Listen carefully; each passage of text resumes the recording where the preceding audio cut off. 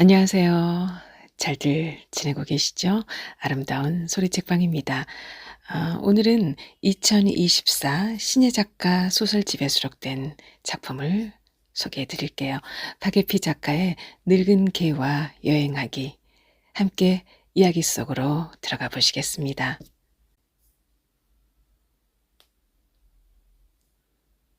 늙은 개와 여행하기. 박예피.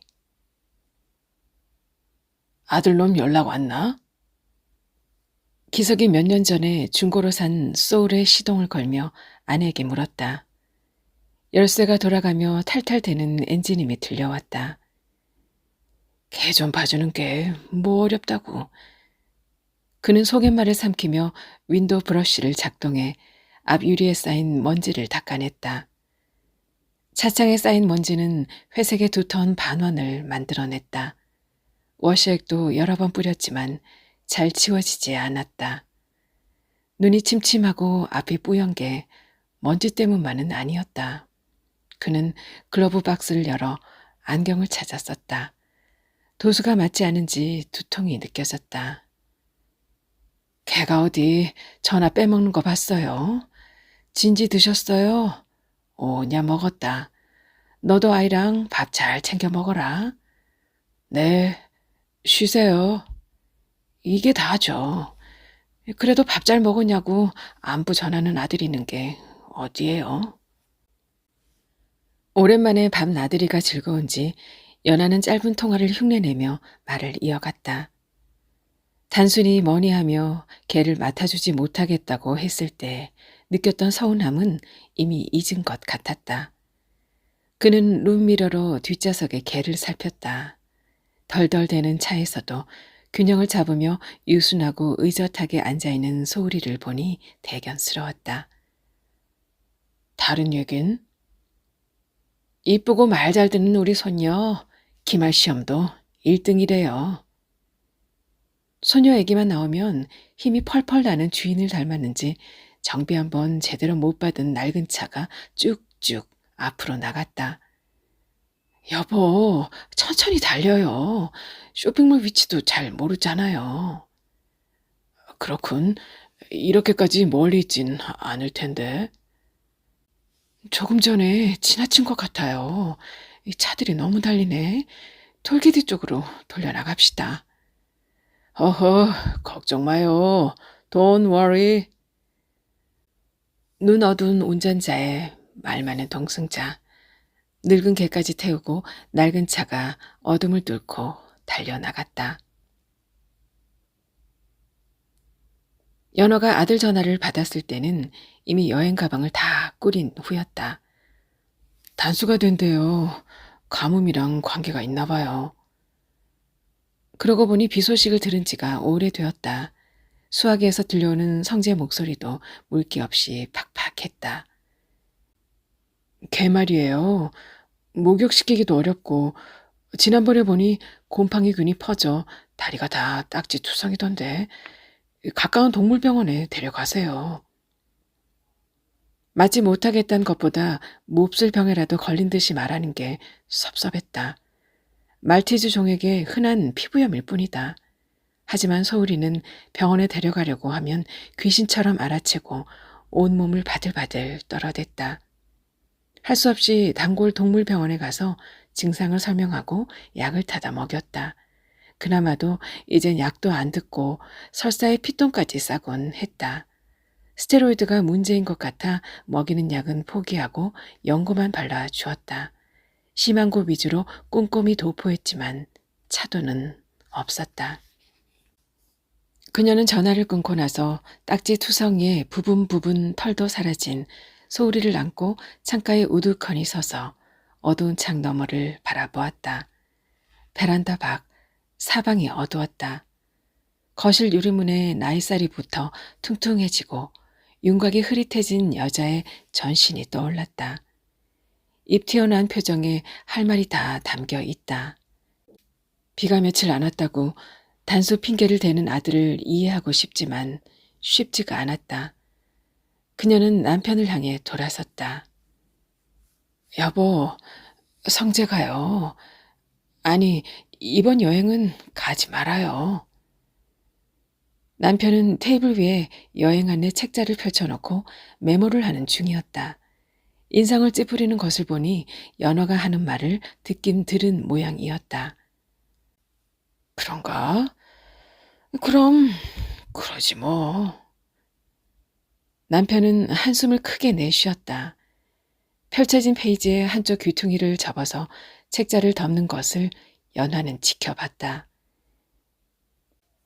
여행사에 전화하고 위약금이야 물면 되지요.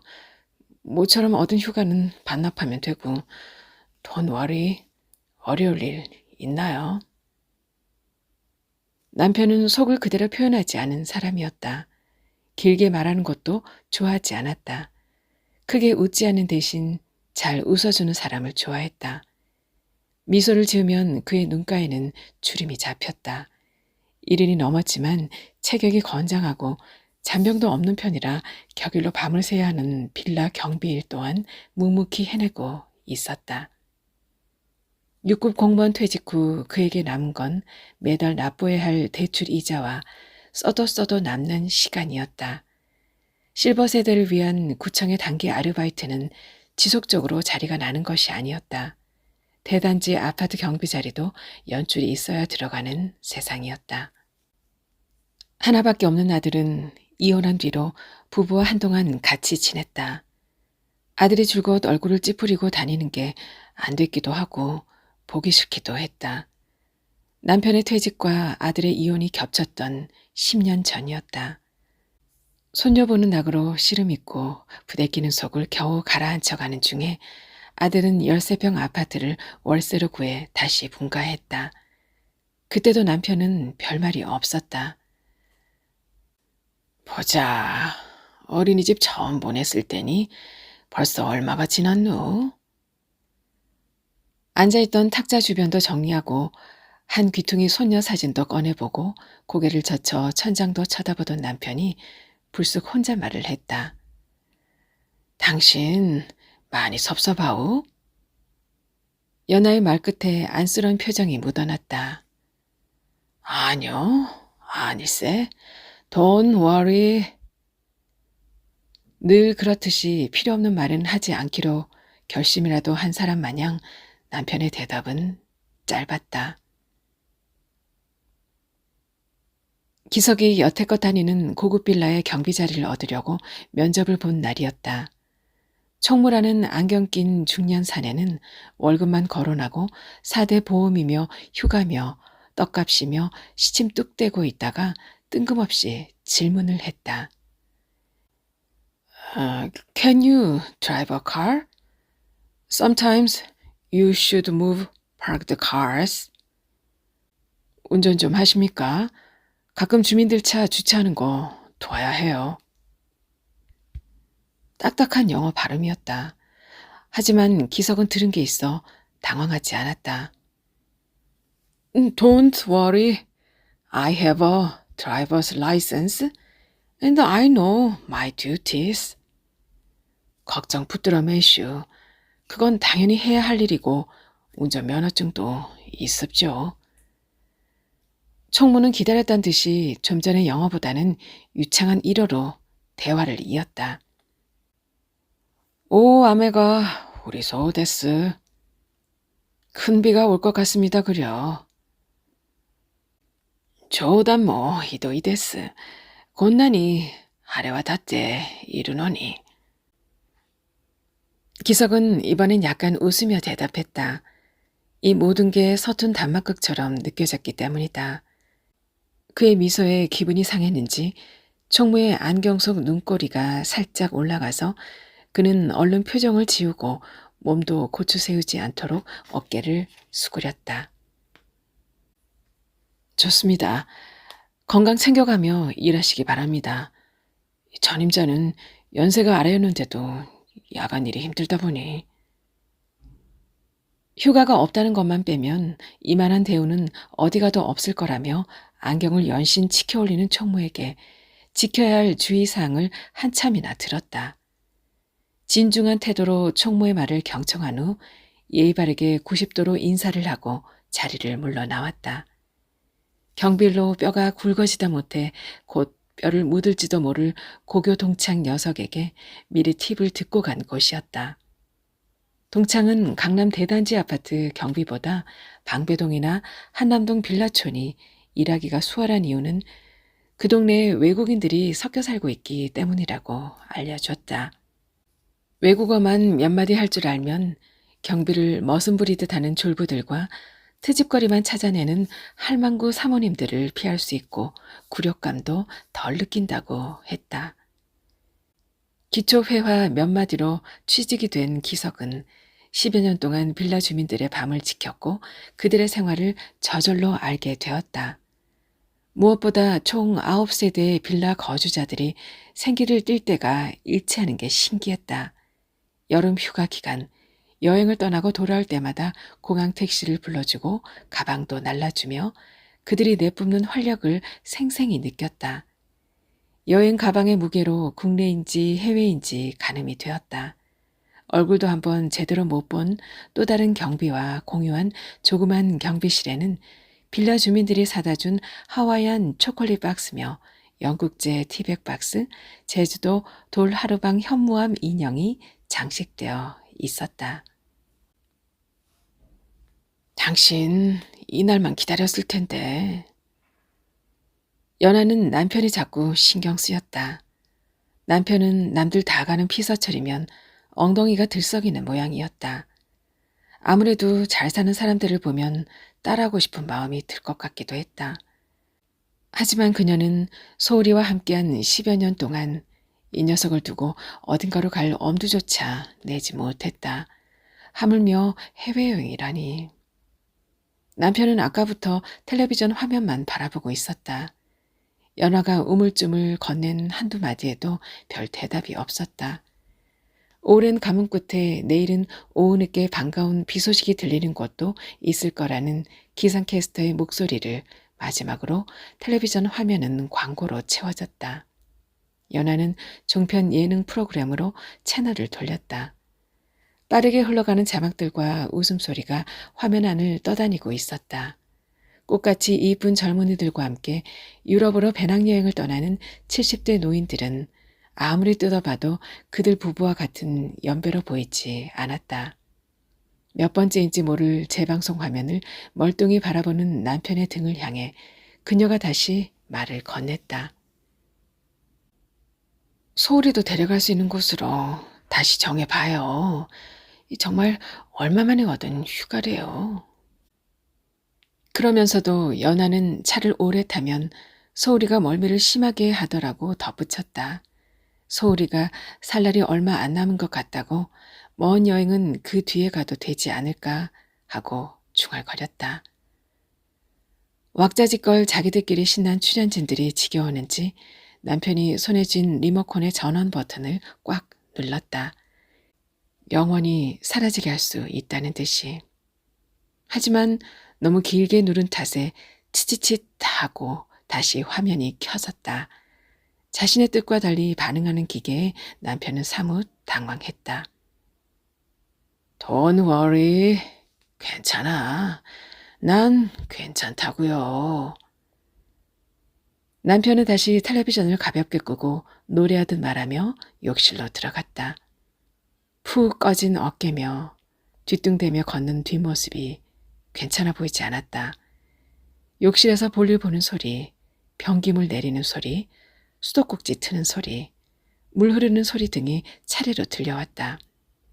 텔레비전 음향에 묻혔던 작은 소리들이 되살아났다. 식탁 밑에 누워 제발 핥는 소울이 소리, 수십 년 된 고물 냉장고 소리, 곳곳에 놓인 시계 초침 소리, 유리창을 흔드는 바람 소리. 집안을 가득 채운 이 소리들이 여느 때와 달리 연하 마음에 스며들지 못하고 튕겨져 나갔다. 밤이 깊어서야 기석은 안방으로 들어갔다. 아내는 자지 않고 있었다. 침대 옆 탁자 등도 켜져 있었다. 독서용 안경을 걸치고 책을 읽는 아내를 보며 그는 자신이 오래 화를 내지 못하는 이유를 새삼 깨달았다. 등갓을 씌워 사각거 색깔을 내는 조명은 탄력이 떨어지고 거뭇하게 검버섯이 올라오는 아내의 팔을 도자기처럼 희게 만들었다. 한순간에 빛이 주는 착각이라도 나이를 잊게 해주는 팔이었다. 연화가 침대에 누워있는 모습은 바람직한 황혼의 삶이란 주제로 카탈로그에 등장해도 될 정도여서 흩뜨려 놓아서는 안 될 것 같았다. 그는 냉장고에 넣어둔 시원한 보리차 생각이 났다. 자리끼를 가져오겠다며 더 필요한 건 없는지 물었다. 아내는 필요 없으니 마시고 오라고 했다.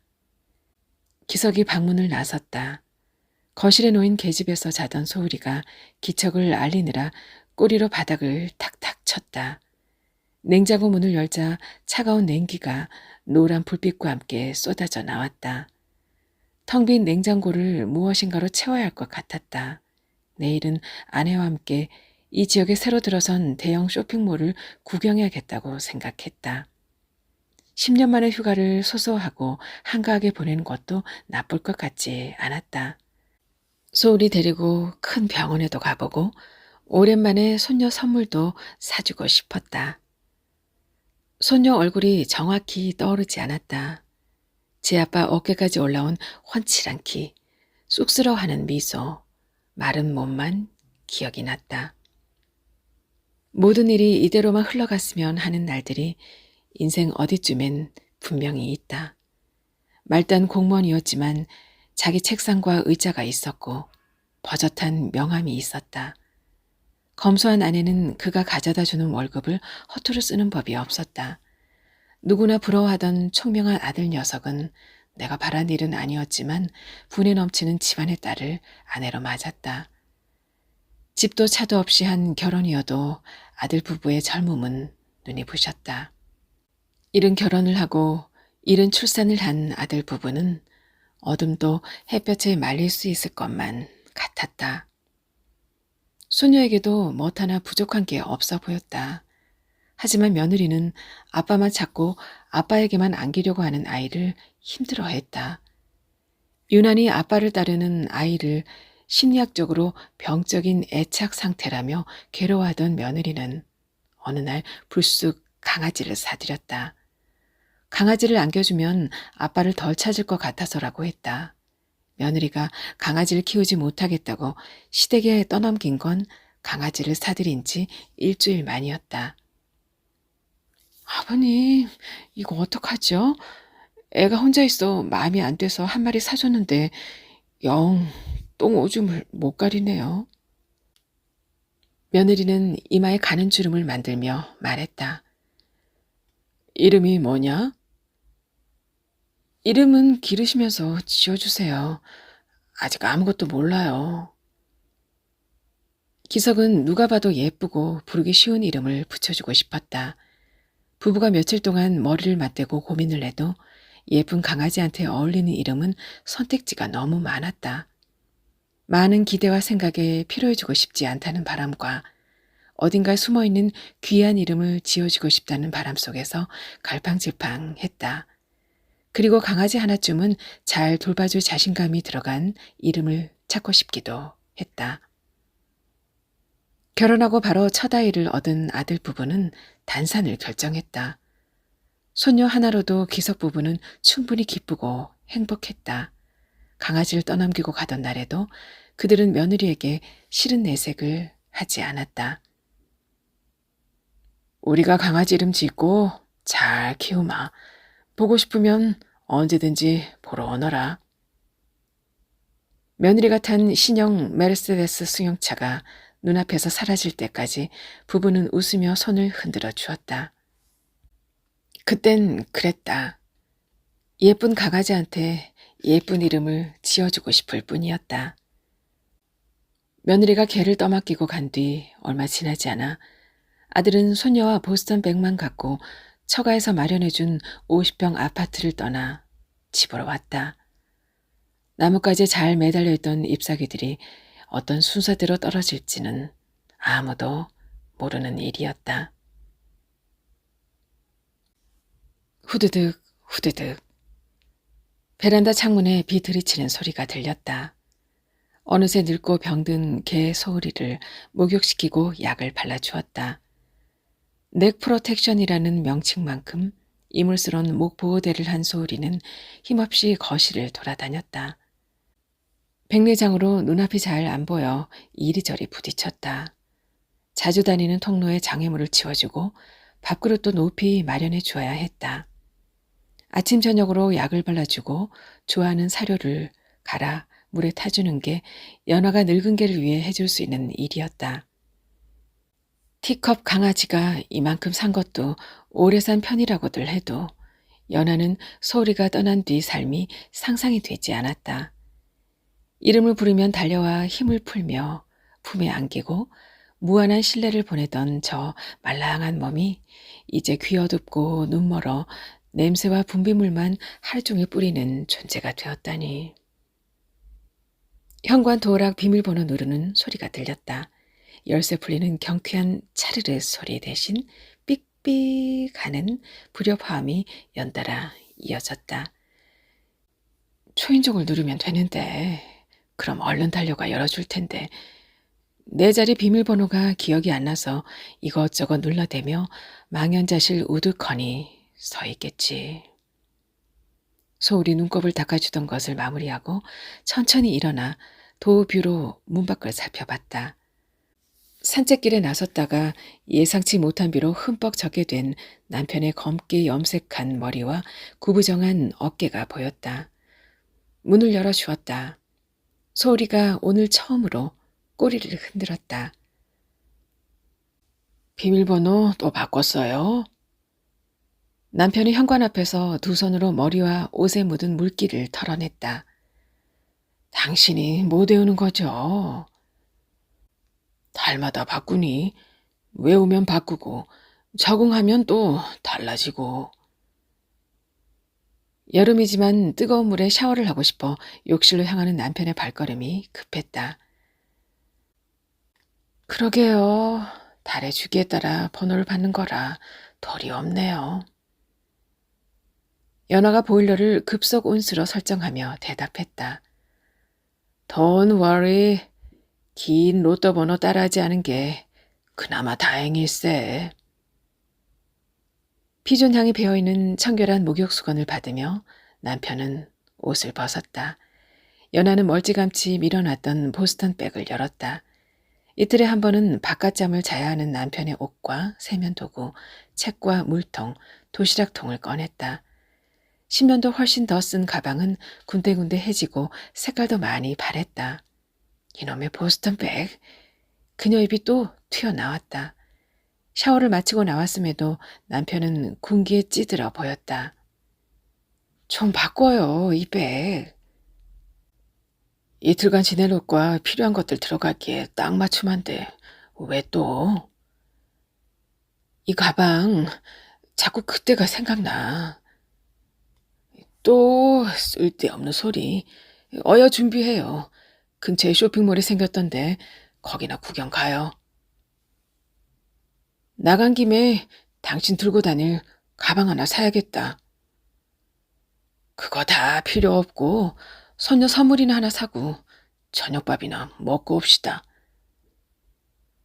아들의 결혼 생활이 파탄난 그날 아들이 들고 왔던 보스턴 백 속에는 변색된 네이와 구멍 뚫리고 짝이른 양말이 가득 들어 있었다.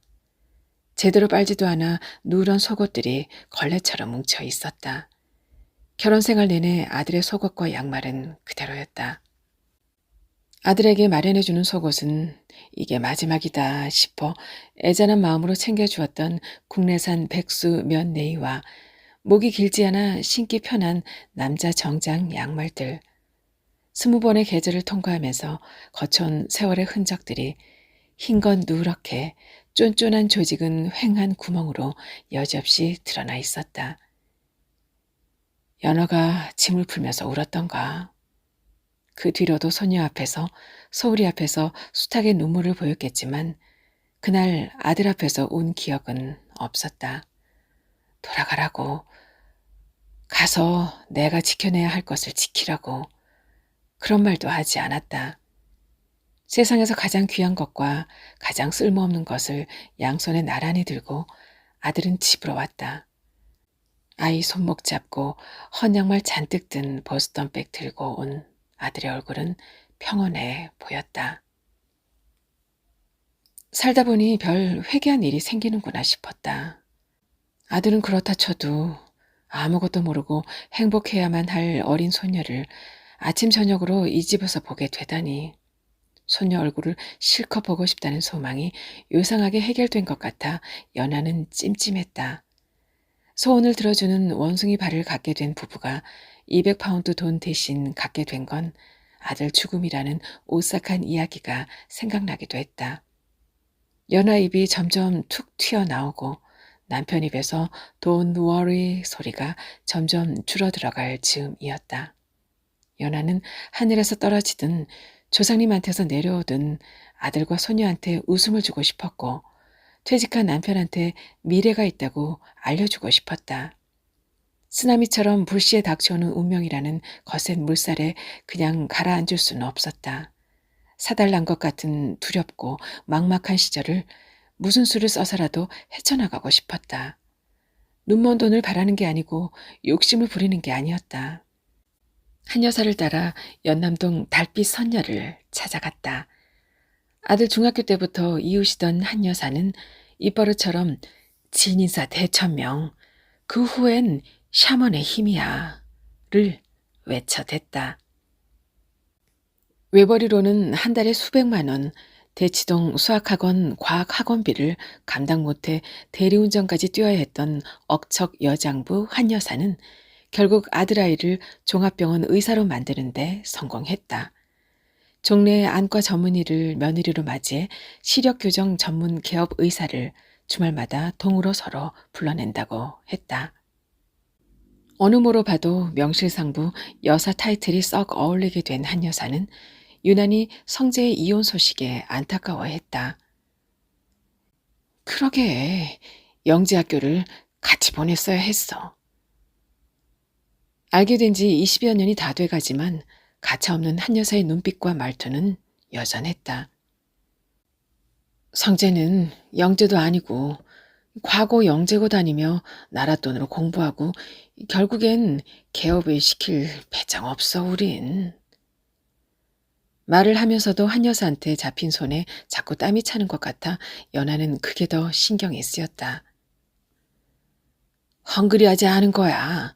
성재 앞길이 걸린 건데 상대편 집이 잘 살아봤자지. 전문 직업을 가져야 큰 소리 치며 살아. 한 여사니까 저런 말을 해도 참을 수 있다는 걸 연하도 알고 있었다. 세월이 서로의 성격을 견딜 수 있게 해준 셈이었다. 헝그리하지 않다니. 배 많이 고파. 애몬돈을 소화시킬 철벽 위장이 없는 것뿐이야.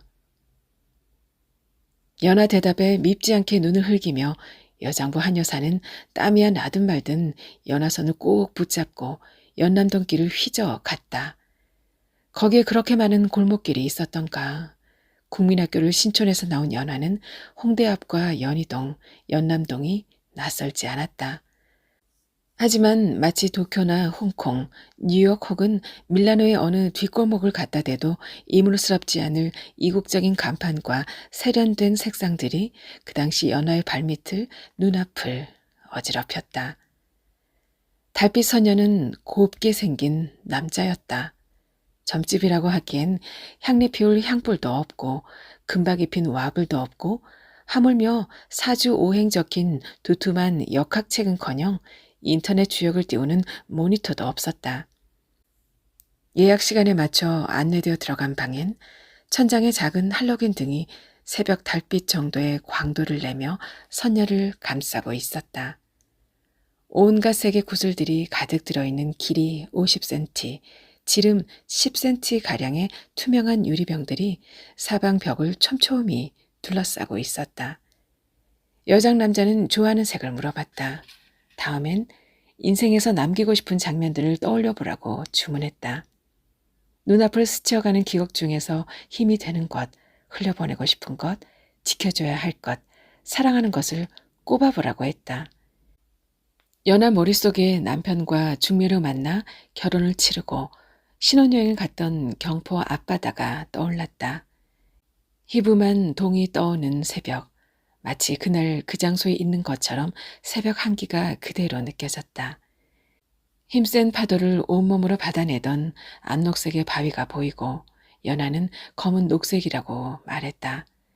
그리고 아들 성재가 들고 온 보스턴백에 빨간 로고가 떠올라 붉은색을 불렀다. 이어서 갓 목욕시킨 소울이의 말끔한 흰털이 보였고 소녀의 분홍 입술도 보여 흰색과 분홍색을 말했다. 달빛 소녀가 현실로 연하를 소환했다. 운명의 돌을 잘 살펴보고 색깔별로 4개만 집으라고 했다.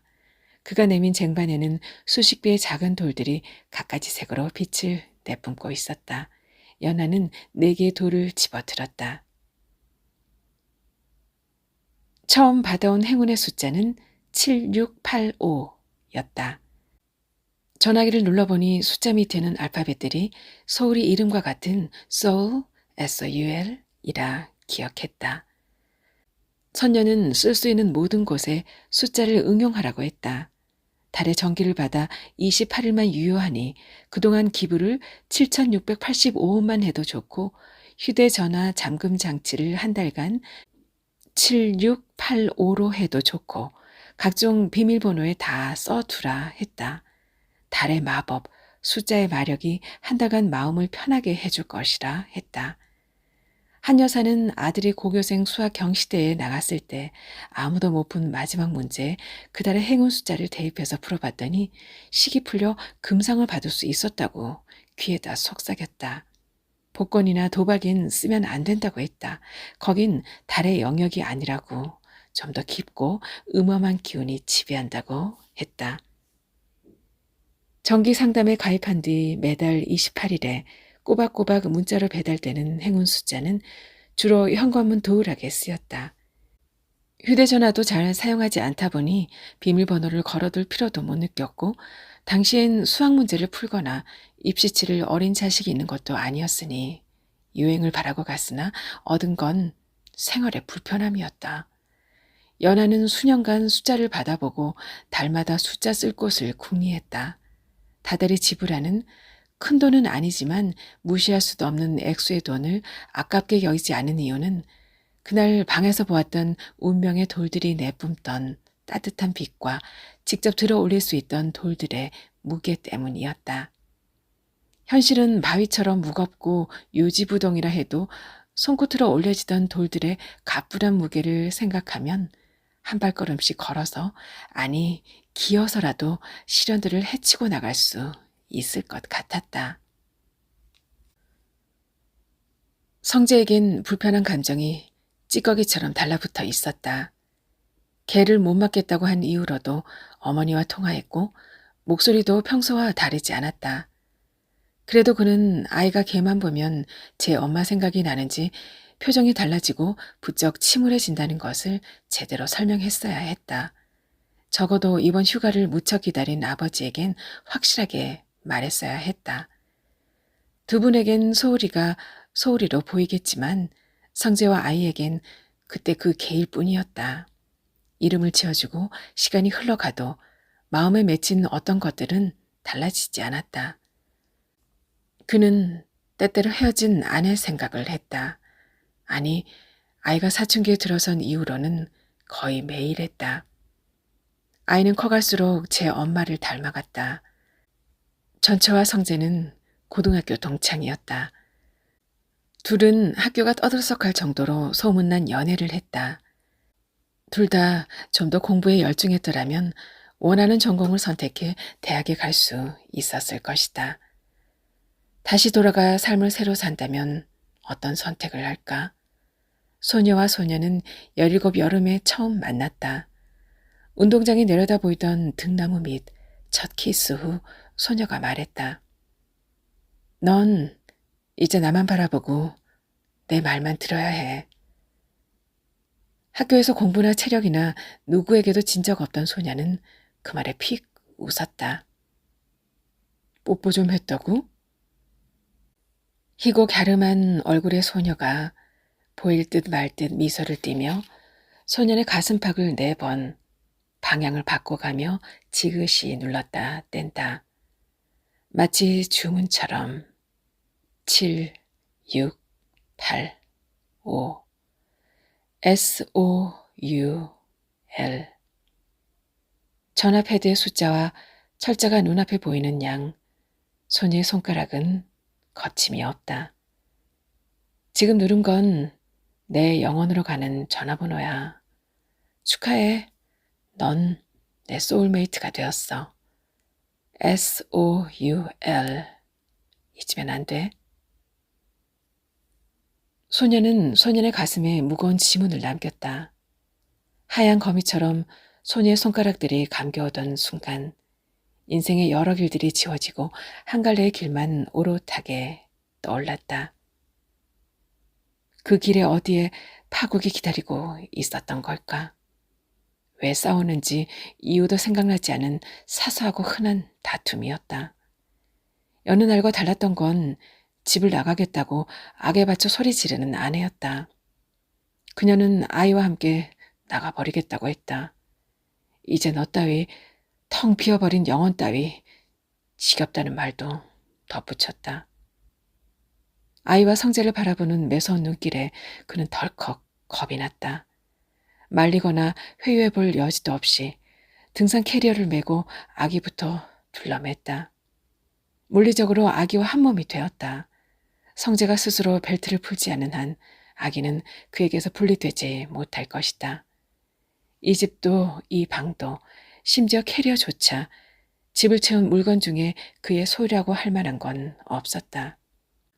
얼마 안 되는 월급은 외식이나 교통비, 가끔 아내에게 하는 선물 비용 등 소소한 잡비로 훌쩍 나가버리고 관리비며 세금, 카드값, 심지어 분유 기저귀까지 아내의 친정에서 대주었다. 그한테 바라는 게 있다면 아내의 영원한 남자친구 역할 뿐인 것 같았다. 둘만의 낙원에 소꿉놀이 같은 장난에 인형 같은 아이는 필수 조건이 아니었다. 셋이 함께 낙원을 이루지 못할 것이라면 추방자는 아이여선 안 되었다. 성재와 아기는 2인 1조가 되어 아내이자 엄마와 대치했다. 섬처럼 동떨어져 버린 아내는 외롭고 작아 보였다. 그리고 성재는 아내의 눈을 보았다. 눈물과 참회의 말, 후회의 몸짓을 예측하고 기대했지만 아내의 눈에 담긴 것은 경멸과 조소뿐이었다. 손을 대면 데일 것 같은 시선이었다. 성재는 그만의 아기를 둘러맨 채 거북 같은 몸통을 하고 힘겹게 시선을 받아냈다. 헤어지자. 집을 나가겠다. 결론적으로 그날 나간 사람은 없었다. 하지만 그 이후로 계속되던 비슷비슷한 싸움, 다툼, 의견 차이, 오해, 불통, 고집, 불화를 이루는 단어들은 끊임없이 생성되고 퍼져나갔다. 아니, 변한 게 있었다. 아내가 아기를 멀리했다. 돌보지 않으려 했다. 그가 아내의 눈 속 깊은 곳을 보았듯이 아내 역시 남편의 눈을 보았다. 남편의 영혼이 아내에게서 떠났음을 그렇게 그들은 전 부인, 전 남편이 되었다. 성재의 휴대전화 수신음이 울렸다. 늦은 밤에 울리는 벨소리는 묘한 긴장감을 준다. 아이는 자기 방에서 노래를 들으며 공부하고 있는 것을 좀 전에 확인했다. 호라비의 딸 바보라 사교 생활은 끊은 지 오래였다. 친구 녀석들이 얼굴 좀 보자고 해도 나가지 않았다. 아이가 대학 갈 때까지는 다 밀어두기로 한 그였다. 전화를 받지 않을까 하다가 혹시 어머니인가? 순간 머리끝이 쭈뼛할 만큼 한기가 들어서 그는 일부러 천천히 고개를 저었다. 성재는 발신번호 표시 제한이라고 액정에 뜬 글씨를 읽으며 휴대전화를 집어들었다. 견인차에서 받는 밤바람은 더 시원하구나 얘야. 아버지다. 그는 긴장했던 어깨에 힘을 빼고 목 근육을 좌우로 돌렸다. 휴대전화 속 아버지 목소리가 귓전을 울렸다. 옆에서 어머니가 왜 애한테 전화를 해서 걱정을 시키냐고 한 소리 거든다. 웡웡 경쾌하게 개지는 소리도 배경처럼 깔려 있다. 아, 글쎄, 톨게이트를 향해 가는데 이놈의 차가 스륵스륵 굴러가며 브레이크가 안 먹히는데 이 혼이 다 나가지 뭐냐. 다행히 큰 트럭이 비상등을 켜며 천천히 뒤따라와서 갓길로 방향을 틀 수 있었지. 이 견인차 운전사도 천우신조라고 하는구나. 여보, 저기 불빛 번쩍번쩍 되는 곳이 새로 생긴 쇼핑몰이에요. 아저씨, 우리 저 앞에 내려줄 수 있지요? 아이고, 얘야, 들리니? 내 어머니는 오늘 기어코 저기를 가신단다. 지금 불어오는 바람이 좋다. 괜찮다, 이놈아. Don't worry다. Don't worry. 눈 어둡고 거덕 느린 아버지가 낡아빠진 소울을 타고 다니는 게 예전부터 불안했다. 이 기회에 차는 폐차시켜야겠다. 전화를 끊고 성재는 아버지가 전해준 축제 같은 분위기에 대해 골똘해졌다.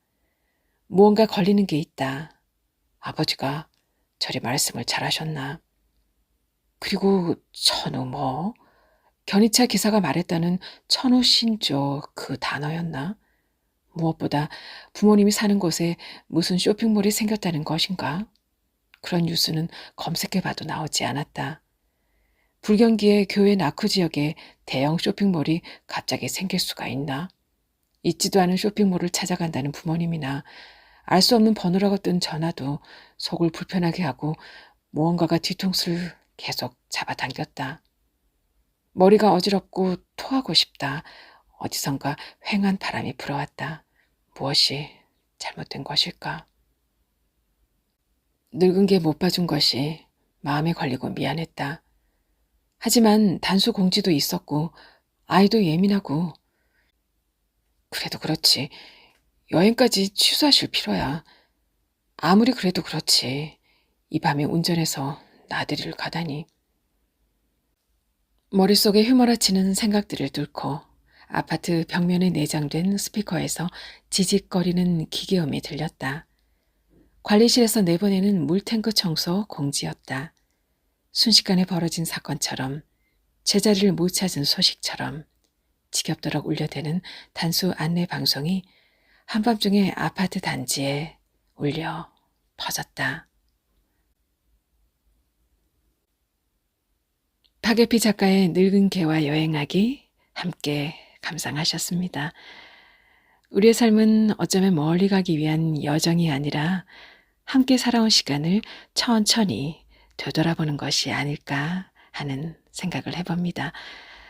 저는 다음 시간에 또 다른 이야기로 찾아뵐게요. 그때까지 또 기다려 주실 거죠? 지금까지 아름다운 소리 책방이었습니다.